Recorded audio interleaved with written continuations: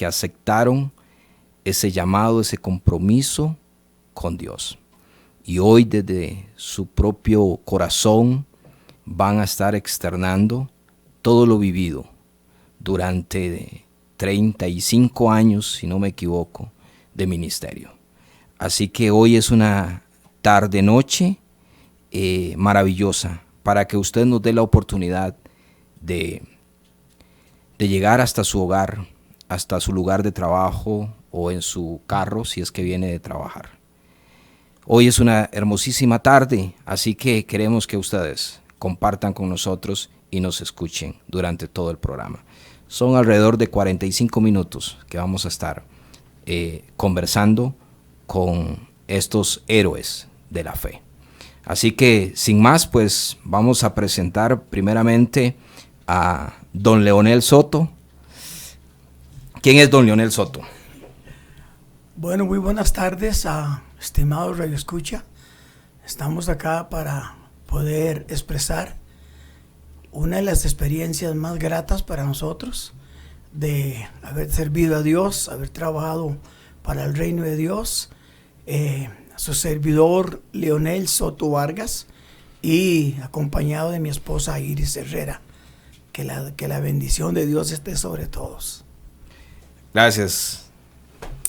Buenas tardes, es para mí un honor, una bendición el que Dios me permita estar aquí en esta radio que sé que es escuchada y que Dios nos ha permitido tener para enriquecer también el pueblo que no pueda estar reunido aquí en la iglesia o que nos escucha desde sus hogares. Y realmente para mí me impresiona las palabras de mi hermano Ariel y espero ser merecedora de dicho repertorio con relación a nuestras vidas, a todo lo que él dice que somos guerreros. Ojalá esto también esté escrito en el cielo. Y como dice mi esposo, mi nombre es Iris Herrera, servidora del Señor y de cada uno de ustedes que nos escuchan. Muchas gracias. Bueno, ya estos hermanos ya se presentaron. Quisiéramos empezar. Ustedes son una familia pionera del evangelio en esta zona, ¿cierto?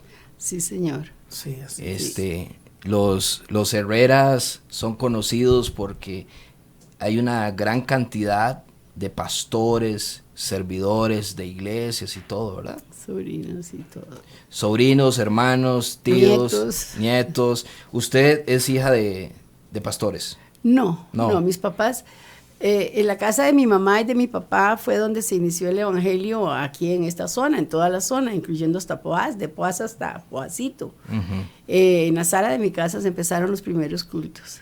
¿En la sala de su casa? Sí, señor. ¿Cuántos años de matrimonio? Nosotros teníamos 48 años de casados. 48 años de casados. Sí, señor. Bastantito. Tenemos, sí, la verdad que con toda transparencia en que Dios nos hubiera unido a mi esposa conmigo, ha sido una bendición porque hemos caminado juntos, hemos gozado, hemos llorado, hemos sufrido, pero como siempre hemos dicho, como dijo el profeta Ebenezer, hasta aquí nos ha ayudado Dios. Dios nunca nos ha abandonado, en todo momento Él ha estado con nosotros. ¿Y todavía están enamoradillos? Sí, mucho. Sí. Sí, yo la hallo más bonita cada día, es la verdad. Sí, no, ahora cuando estábamos en el restaurante usted le echó un piropo ahí muy bueno. Sí, es que lo merece. Pues bien, perfecto. No, es excelente. Vamos a ver, hermanos. ¿Cómo fue esa conversión que ustedes tuvieron? De hecho, este término hoy en día casi no se usa, el término de conversión. Sí. Pero yo quisiera rescatarlo en esta entrevista. ¿Cómo fue esa conversión de ustedes? Bueno, yo inicié en los caminos del Señor en el año 60. No se me olvida la vez que llegué por primera vez a una reunión, bueno, cuando eso llamábamos culto, un culto donde llegué por primera vez deseoso de poder escuchar lo que era un culto, primero las alabanzas, todo lo que se hacía. Y cuando una hermana, que ya descansó, una señora negrita que era la primera pastora del barrio Cuasito, cuando ella hizo la invitación, que si había alguien que quería aceptar al Señor como Salvador de sus vidas, yo pasé llorando, arrodillado en un piso tosco, brusco, pero ahí me arrodillé y ella, recuerdo que se vino y me abrazó la cabeza y lloraba conmigo y me decía que Dios me amaba y que lo que yo estaba haciendo era lo mejor que todo ser humano podía hacer. Y la verdad que yo recibí al Señor con dolor en mi corazón por lo que Él estaba haciendo en mi vida, porque yo le estaba entregando mi corazón. Y cuando ella me dijo que lo recibiera como Señor y Salvador, yo dije, yo lo recibo como Señor y Salvador. Que bueno, ahora que usted me hace esa pregunta, es que ahora no se ve esa conversión, no se ve ese llamado, no se ve ese arrepentimiento, sino que pues la gente llega a la iglesia, ocupa su silla y creemos que ya logró todo, pero no. De veras, el aceptar a Jesús como Señor y Salvador es un cambio radical de lo, como dice el apóstol Pablo allá en 1 Corintios 5:17, de modo que si alguno está en Cristo, nueva criatura es. Las cosas viejas pasaron y he aquí todas son hechas nuevas. La verdad que cuando nosotros digamos o confesemos que el Señor es nuestro Salvador, es porque tiene que haber un cambio radical en nosotros. Pablo dice que es trasladarnos de las tinieblas a la luz admirable. Y gracias a Dios, porque Dios me extendió su mano, teniendo yo 19 años y 4 meses de edad, Dios me llamó. Y hasta aquí, gracias a Dios, estamos en los caminos del Señor. ¿Cuántos años tenía usted cuando usted decide entregarle su vida al Señor? ¿Cómo fue ese encuentro con Dios? 10 años y medio, 10 años, 6 meses. Pues fíjese, hermano Ariel, que en mi casa el primero que llegó al Señor fue Norman. Luego Norman llevó a Uber y ellos fueron los dos primeros, mis 2 hermanos mayores. Y ellos llegaban a la casa y empezaban a hablarme a mí y a todos. Pero mi mamá le decía a Norman, mi familia siempre ha estado unida, pero usted va a tener que irse de aquí. Yo nunca he querido que mi hijo salga de mi casa, pero usted va a tener que irse porque usted me está volcando a mis hijos, los menores, y se está aprovechando de los menores. Porque yo cuando escuché, mi primera palabra que yo escuché fue que de la higuera aprender la parábola. Cuando caigan las hojas, sepa que el verano está cerca. Y cuando yo decía, Norman, ¿y eso qué significa? Norman me decía, es que cuando nosotros veamos cosas que están escritas en la palabra, en este libro que está aquí, y nosotros vemos que estas cosas se están cumpliendo, sepamos que la venida del Señor está cerca. Y entonces eso a mí me comprometió. Yo me sentía, yo decía, yo quiero conocer ese Dios, yo quiero ir donde ese Dios, yo quiero estar ahí. Y entonces aprovechamos la oportunidad de que había una campaña y estaba acá del Adford predicando y la hermana Vera de Adford, y entonces nos dijeron que si nos iban a llevar Norman, que si mamá, que si los deja ir, mamá, vea, deja ir los chiquillos. Entonces mami accedió que fuéramos y nos advirtió que cuidado, íbamos a hacer lo mismo que hacían ellos, que fuéramos como por paseo.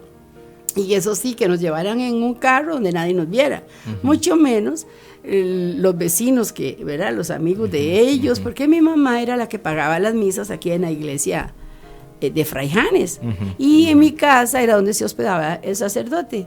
En ese momento era Bogantes, el padre Bogantes. Entonces mamá decía, Dios libre, se den cuenta que ustedes van a ir. Y yo fui, y recuerdo que el hermano Jorge Carrillo estaba predicando un mensaje de que él oyó de Jesús, y ese mensaje se caló en mi corazón porque él dijo que cuando ese hombre había oído de Jesús, había corrido a los pies de Jesús. Y entonces ahí yo pasé, Arielito, el otro día cuando amaneció, para mí el sol tenía otro color. Qué bien, qué bueno. ¿Cómo fue ese llamado de parte de Dios al ministerio? Porque aquí tengo el privilegio de estar en medio de dos pastores. Ustedes, los dos, tienen un llamado pastoral. ¿Dónde estaba usted en ese momento que Dios lo llama a usted al ministerio?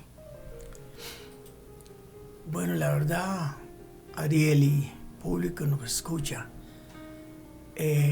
todavía me conmueve mucho porque yo era peón en la finca Rancho Verde, que el patrón era don Otto Molina, y a mí me habían tomado mucha confianza, entonces me mandaban todos los días a revisar el ganado donde llamábamos la Socola. Y estando allá, ya había revisado el ganado y todo, yo sentí arrodillarme a orar debajo de un árbol que tal vez muchos no lo conozcan, de un árbol de roble muy frondoso. Yo me arrodillé a orar ahí y estando orando ahí el Señor me dijo que era el tiempo que yo saliera a servir a su obra. Y yo no entendía bien y bueno, pero yo me paré y dije, Señor, si esto es lo que tú quieres que yo haga, yo renuncio al trabajo donde tenía muchas comodidades, muchas ventajas, pero yo le dije, Señor, yo voy a salir a pastorear, voy a salir a servirte.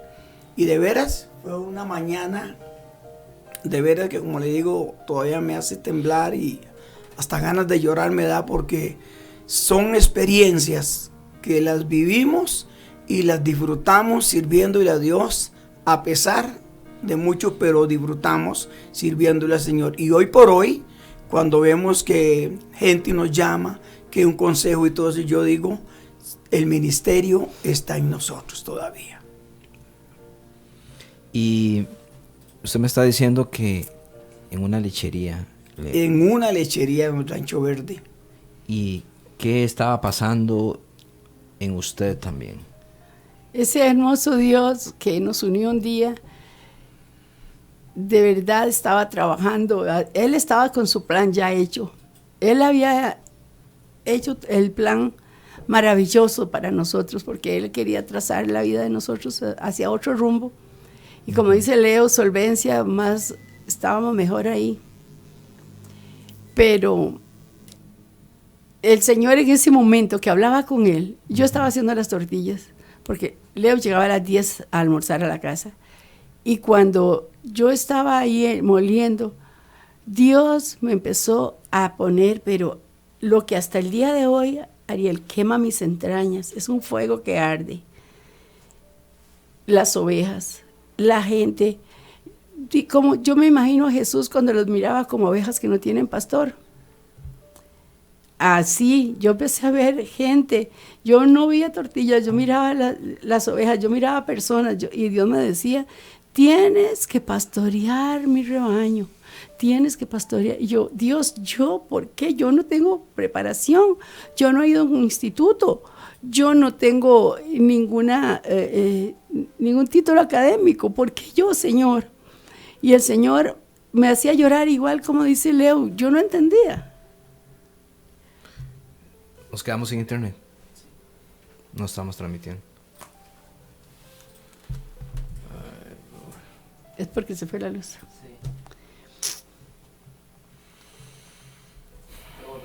Voy a levantar y seguimos donde terminó ahí. Ok.